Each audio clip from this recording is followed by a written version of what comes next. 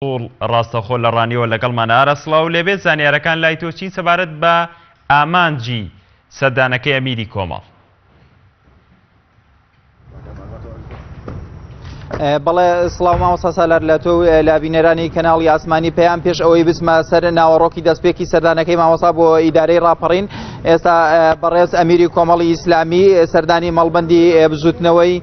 ئیسلامی کردووە و لەلایەن بەرپرسی مەڵبەند و کادیرانی ئەو حیزبەوە پێشوازی لە بەڕێز ئەمیری کۆمەڵی ئیسلامی دەکرێت هەروەکو ینی لە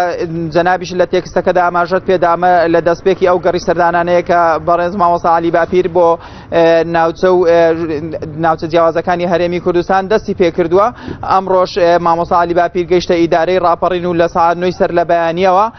لەلایەن بەرپرس و ئەندامانی مەڵبەندی پێنجی کۆمەڵی ئیسلامیەوە پێشوازی لە ئەمیری کۆمەڵی ئیسلامی کرا. دواتر لەگەڵ کادیران و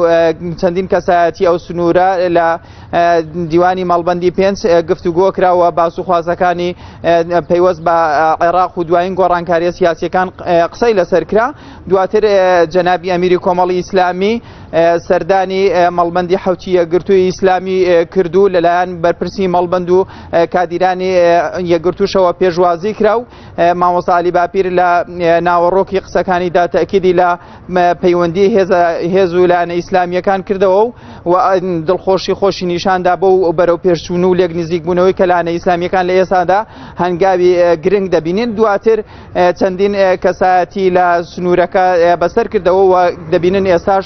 سەردانی مەڵبەندی چواری بزوتنەوەی ئیسلامی کردووە و لەلایەن کادیران و بەرپرسانی ئەو هێزە ئیسلامیشەوە پێشوازی گەرمی کرا و هەروەکو لە دانیشتنەکەی لەگەڵ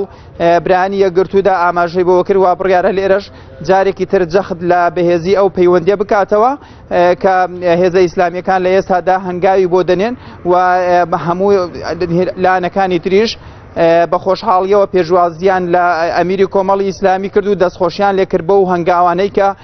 وەکو هەنگاوێکی گرنگ و پڕبایەخ ناوزەندیان کرد و بڕیارە مامۆستا عەلی باپیر ماوەی 3 ڕۆژ لە سنووری ئیدارەی ڕاپەڕین بمێنێتەوە لە گەشتەکانی داهاتوودا دوایین چالاکی و بەسەرکردنەوەکانی